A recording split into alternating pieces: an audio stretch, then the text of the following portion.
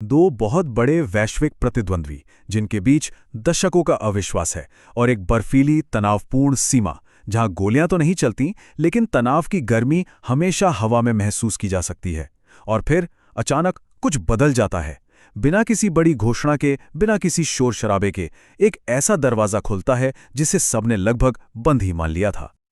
जरा सोचिए, दो परमाणु शक्ति वाले पड़ोसी जिनके बीच सालों से एक तरह का मिलिट्री, इकोनॉमिक और डिप्लोमेटिक फ्रीज चल रहा हो, जिनके सैनिक दुनिया की सबसे ऊंची और सबसे खतरनाक सरहद पर आंख में आंख डाले खड़े हों, जिनके बीच अरबों का व्यापार तो होता है लेकिन भरोसे की एक बहुत गहरी खाई हो।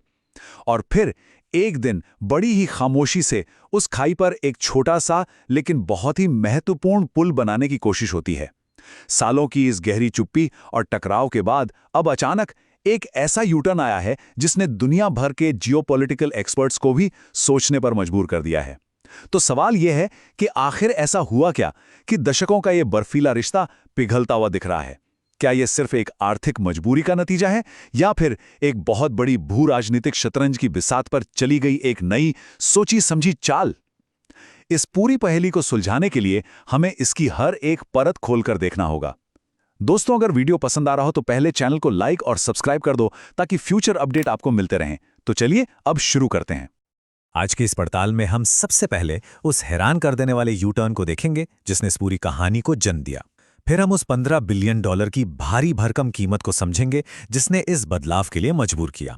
इसके बाद हम डिप्लोमेसी के गलियारों में झांकेंगे और देखेंगे कि पर्दे के पीछे कैसे धीरे धीरे रिश्ते सुधर रहे हैं। हम उस अमेरिकी दबाव का भी विश्लेषण करेंगे जिसने भारत की सोच बदलने में एक बड़ा रोल निभाया। और इस सबको सही से समझने के लिए हम हिमालय की उन बर्फीली चोटियों पर भी वापस जाएंगे जहां से ये सारा गतिरोध शुरू हुआ था। और आखिर में हम ये समझने की कोशिश करेंगे कि इस न्यू ग्रेड गेम के, यानी इस नई वैश्विक बिसात के दुनिया की राजनीति के लिए क्या मायने हैं।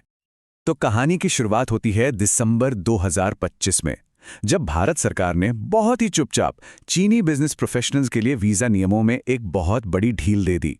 देखिए, ये अपने हालिया कड़े रुख से एक बहुत बड़ा और कह सकते हैं एक नाटकीय बदलाव था। एक ऐसा कदम जिसने बीजिंग और नई दिल्ली के बीच ठंडे पड़े रिश्तों में एक नई हलचल पैदा कर दी। चलिए इस बदलाव को थोड़ा और गहराई से समझते हैं। देखिए, 2020 के बाद हुआ ये था कि चीनी प्रोफेशनल्स के लिए इंडियन वीज़ा हासिल करना लगभग नामुमकिन सा हो गया था। हर एप्लीकेशन को एक बहुत ही पेचीदा प्रक्रिया से गुजरना पड़ता था जिसे एडमिनिस्ट्रेटिव वेटिंग कहा जाता था।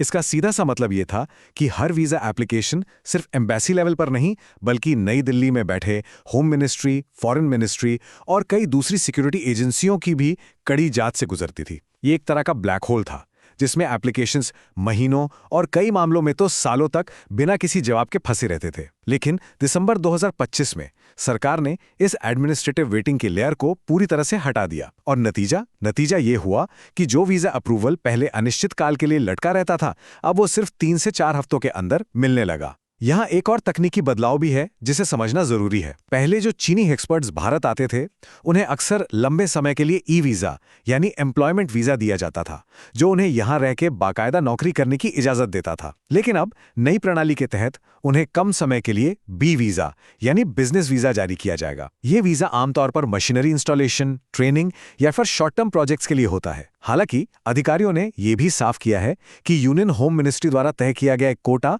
अभी भी लागू रहेगा। मतलब वीजा की संख्या अनलिमिटेड नहीं होगी। सरकार इस पर अपना कंट्रोल बनाए रखेगी। अब इस खबर पर बीजिंग का रिएक्शन भी काफी तेज रहा। चीन के विदेश मंत्रालय के एक प्रवक्ता ने इस डेवलपमेंट का स्वागत किया और इसे एक पॉजिटिव एक्शन बताया। डिप्लोमेसी की भाषा में पॉजिटिव एक्शन एक बहुत बड़ा शब्द है। ये दिखाता है कि चीन इसे एक बहुत बड़ी और सकारात्मक पहल के तौर पर देख रहा है। उन्होंने ये भी कहा कि ये कदम दोनों देशों के कॉमन इंटरेस्ट में है और चीन भारत के साथ बातचीत के रास्ते खुले रखने के लिए तैयार है ताकि आपसी आदान प्रदान और बेहतर हो सके। तो अब सबसे बड़ा सवाल उठता है कि भारत ने अचानक अपना मन क्यों बदला। इस क्यों का जवाब उस भारी भरकम आर्थिक कीमत में छुपा है जो भारत के उद्योगों को पिछले कुछ सालों में चुकानी पड़ी है। ये एक ऐसी कहानी है जो सिर्फ डिप्लोमेसी की नहीं बल्कि आंकड़ों और जमीनी हकीकत की भी है। ये आंकड़ा देखिए, 15 बिलियन डॉलर ये कोई छोटी मोटी रकम नहीं है।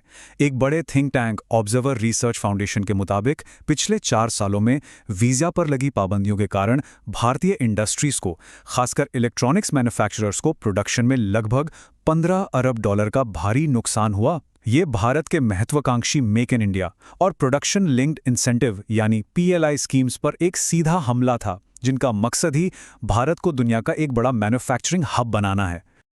तो ये आर्थिक दर्द सबसे ज्यादा महसूस कहाँ हुआ? सबसे बुरी तरह प्रभावित हुआ इलेक्ट्रॉनिक सेक्टर, और उसमें भी खास तौर पर मोबाइल फोन मैन्युफैक्चरिंग। सोचिए, भारत में एप्पल और सैमसंग जैसी बड़ी कंपनियों के लिए फैक्ट्रियां तो लग गईं, लेकिन उन फैक्ट्रियों में चीन से आई बेहद कॉम्प्लेक्स मशीनों को इंस्टॉल करने, उन्हें चलाने और उनकी मेंटेनेंस के लिए चीनी एक्सपर्ट्स की जरूरत थी। वीजा पाबंदियों के कारण ये एक्सपर्ट्स भारत आ ही नहीं पा रहे थे। नतीजा ये हुआ कि करोड़ों डॉलर की मशीनें फैक्ट्रियों में धूल खा रही थी, प्रोडक्शन लाइनें रुकी पड़ी थी और विस्तार के सारे प्लान ठंडे बस्ते में चले गए थे। ठीक यही हाल भारत के सोलर एनर्जी सेक्टर का भी था, जिससे स्किल्ड चीनी लेबर की कमी झेलनी पड़ी। टेलीकॉम और दूसरे मैन्युफैक्चरिंग सेक्टर्स में भी यही कहानी थी, जहां चीनी मशीनरी और टेक्निकल एक्सपर्टीज पर निर्भरता ने बड़े बड़े रोड़े अटका दिए थे। और जैसी सरकार का ये फैसला आया, इंडस्ट्री ने मानो राहत की सांस ली।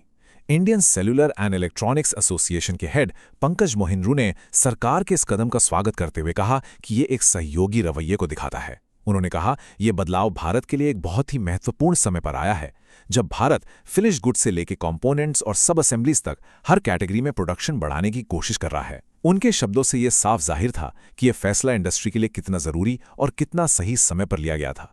ये सिर्फ एक ब्यूरोक्रेटिक बदलाव नहीं था, बल्कि भारत की औद्योगिक महत्वाकांक्षाओं को पटरी पर वापस लाने के लिए एक जरूरी कदम था।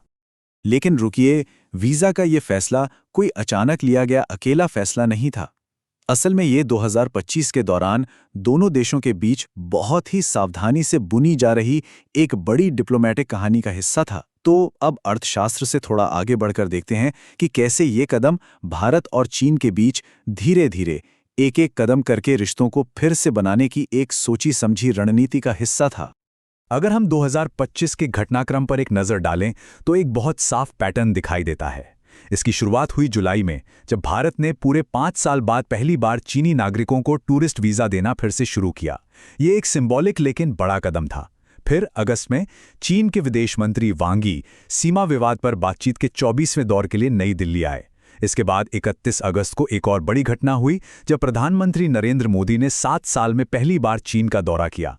सितंबर में 2020 से बंद पड़ी भारत और चीन के बीच सीधी उड़ानें फिर से शुरू हो गईं, और आखिरकार दिसंबर में बिजनेस वीज़ा में ये बड़ी ढील दी गई। ये सब एक एक करके उठाए गए कदमों की एक पूरी सीरीज थी, जो रिश्ते को नॉर्मल करने की दिशा में एक बहुत ही सचेत कोशिश को दिखाती है।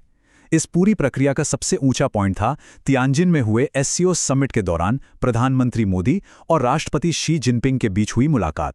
इस हाई लेवल मीटिंग में दोनों नेताओं ने इस बात पर जोर दिया कि वो डेवलपमेंट पार्टनर्स हैं, राइवल्स नहीं। उन्होंने एक स्थिर रिश्ते की जरूरत पर जोर दिया, जो एक मल्टीपोलर एशिया के लिए जरूरी है। अब ये शब्द मल्टीपोलर एशिया डिप्लोमेसी में बहुत मायने रखता है। इसका मतलब है एक ऐसा एशिया जहां किसी एक देश का दबदबा ना हो, बल्कि भारत और चीन जैसी कई बड़ी शक्तियां मिलकर इस क्षेत्र का भविष्य तय करें। ये भाषा दोनों तरफ से तनाव कम करने और सहयोग के लिए एक नया ग्राउंड तैयार करने की इच्छा का साफ संकेत दे रही थी। अब इस कहानी में एक और बहुत महत्वपूर्ण किरदार की एंट्री होती है, और वो है संयुक्त राज्य अमेरिका।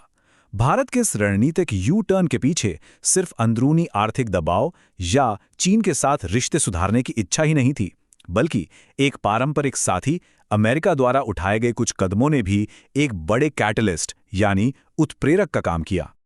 अगस्त 2025 में राष्ट्रपति डोनाल्ड ट्रंप के प्रशासन ने भारतीय सामानों पर अचानक 50% का भारी भरकम टैरिफ लगा दिया।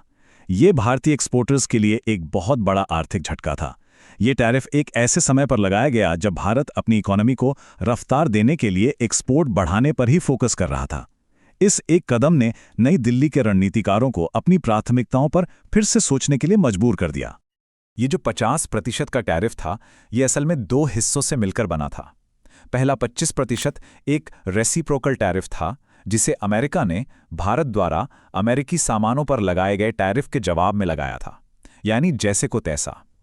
लेकिन जो दूसरा अतिरिक्त 25% था, वो एक पेनल्टी टैरिफ था, और ये पेनल्टी इसलिए लगाई गई थी क्योंकि भारत ने अमेरिकी प्रतिबंधों की परवाह न करते हुए अपने पुराने और भरोसेमंद साथी रूस से डिस्काउंट रेट पर तेल खरीदना जारी रखा था। भारत ने इस कदम को अनुचित और अन्यायपूर्ण करार दिया।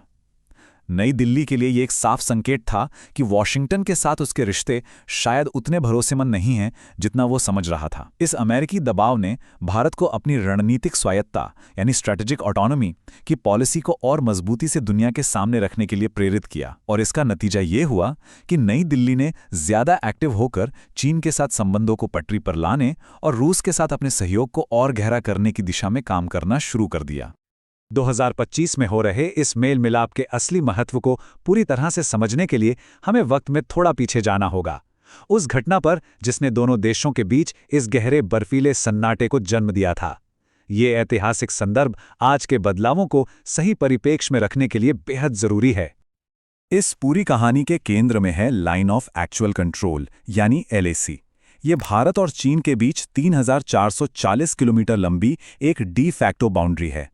ये हिमालय के ऊबड़ खाबड़ पहाड़ों से होकर गुजरती है और इसका कभी भी पूरी तरह से सीमांकन नहीं किया गया है। इसका मतलब ये है कि कई जगहों पर दोनों देशों की अपनी अपनी समझ है कि असल में सीमा रेखा कहाँ है।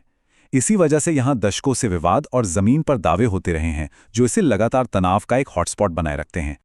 जून 2020 में इसी LAC पर मौजूद गलवान घाटी में भारतीय और चीनी सैनिकों के बीच एक बहुत ही क्रूर और बिना हथियारों के आमने सामने की झड़प हुई। इस हिंसक टकराव में 20 भारतीय सैनिकों और कम से कम 4 चीनी सैनिकों की जान चली गई। ये दशकों में दोनों देशों के बीच हुआ सबसे घातक संघर्ष था, और ये वो टर्निंग पॉइंट था जिसने दोनों देशों के रिश्तों को एक गहरे फ्रीज में डाल दिया। इस झड़प का असर फौरन और बहुत दूर तक हुआ। भारत ने प्रेस नोट 3 नाम का एक नियम लागू कर दिया, जिसके तहत भारत के साथ जमीनी सीमा साझा करने वाले देशों से आने वाले किसी भी विदेशी निवेश के लिए सरकार की मंजूरी लेना अनिवार्य कर दिया गया। ये कदम सीधे तौर पर चीन को टारगेट करने के लिए था। इसके बाद टिकटॉक समेत सैकड़ों चीनी मोबाइल ऐप्स पर राष्ट्रीय सुरक्षा का हवाला देते हुए बैन लगा दिया गया, और सबसे अहम, चीनी नागरिकों के लिए वीजा की वही सख्त जांच शुरू की गई जिसे अब कई सालों बाद बदला जा रहा है। तो अब इन सभी घटनाओं को एक साथ रखकर चलिए जरा जूम आउट करते हैं और बड़े स्ट्रेटेजिक कैनवस को देखते हैं। ये जो मेल मिलाप हो रहा है, ये सिर्फ 2 देशों के बीच का मामला नहीं है, इसके वैश्विक शक्ति संतुलन के लिए भी बहुत दूरगामी मायने हैं। हम एक नए ग्रेट गेम के दौर में दाखिल हो रहे हैं, जहां प्रैक्टिकल होना, नई पार्टनरशिप बनाना और एक मल्टीपोलर दुनिया की चाहत पुरानी दुश्मनी पर भारी पड़ती दिख रही है। इस नई उभरती हुई रोज भारत चीन यानी RIC के तिकड़ी को समझने के लिए हमें सिक्के के दोनों पहलुओं को देखना होगा। एक तरफ कुछ बातें हैं जो इन्हें सहयोग करने पर मजबूर कर रही हैं। तीनों देश एक मल्टीपोलर दुनिया चाहते हैं जहां किसी एक सुपर पावर का दबदबा ना हो। अमेरिकी प्रतिबंधों और टैरिफ का दबाव भी उन्हें एक दूसरे के करीब ला रहा है। आर्थिक जरूरतें भी उन्हें साथ काम करने के लिए मजबूर कर रही हैं, और SCO और ब्रिक्स जैसे मंच उन्हें साथ आने के लिए एक रेडीमेड प्लेटफॉर्म देते हैं। लेकिन दूसरी तरफ एक मजबूत गुट या अलायंस बनने की राह में बड़ी रुकावटें भी हैं, और इनमें सबसे बड़ी रुकावट है बीजिंग और नई दिल्ली के बीच गहरा स्ट्रेटेजिक अविश्वास, जिसकी जड़ें सीमा विवाद और एशिया में दबदबे की होड़ में हैं। चीन का पाकिस्तान के साथ गहरा रिश्ता भी भारत के लिए हमेशा एक बड़ी चिंता का सबब बना रहता है। और फिर आती है भारत की अपनी विदेश नीति का मूल सिद्धांत, जिसे स्ट्रेटेजिक ऑटोनॉमी या मल्टी अलाइनमेंट कहा जाता है। इस सिद्धांत के तहत भारत किसी एक खेमे में शामिल होने से हमेशा बचता है। वो अमेरिका समेत दुनिया की सभी बड़ी ताकतों के साथ अपने फायदे के हिसाब से प्रैक्टिकल रिश्ते बनाए रखना चाहता है। भारत की महत्वाकांक्षा किसी एंटी वेस्टर्न गुट का हिस्सा बनने की नहीं, बल्कि खुद एक स्वतंत्र पावर पोल बनने की है। तो अंत में हम घूम फिरकर उसी सवाल पर वापस आते हैं जिससे हमने ये चर्चा शुरू की थी। भारत और चीन के बीच ये जो नया अध्याय शुरू हो रहा है, ये असल में है क्या? क्या ये सिर्फ एक प्रैक्टिकल इकोनॉमिक्स का मामला है जो व्यापार और विकास की ज़रूरतों से पैदा हुआ है, या फिर ये उससे कहीं ज़्यादा बड़ा कुछ है? क्या ये दुनिया की व्यवस्था को एक नया आकार देने की दिशा में पहला कदम है? एक ऐसी दुनिया की तरफ जहां शक्ति के केंद्र बदल रहे हैं और नए गठबंधन बन रहे हैं? इसका जवाब तो शायद आने वाला वक्त ही देगा। इस बहुत ही महत्वपूर्ण विषय पर आपके क्या विचार हैं, हमें कमेंट्स में ज़रूर बताइएगा। दोस्तों, अगर वीडियो पसंद आ रहा हो तो पहले चैनल को लाइक और सब्सक्राइब कर दो ताकि फ्यूचर अपडेट आपको मिलते रहें। मिलते हैं अगले वीडियो में, तब तक के लिए जय हिंद, वंदे मातरम।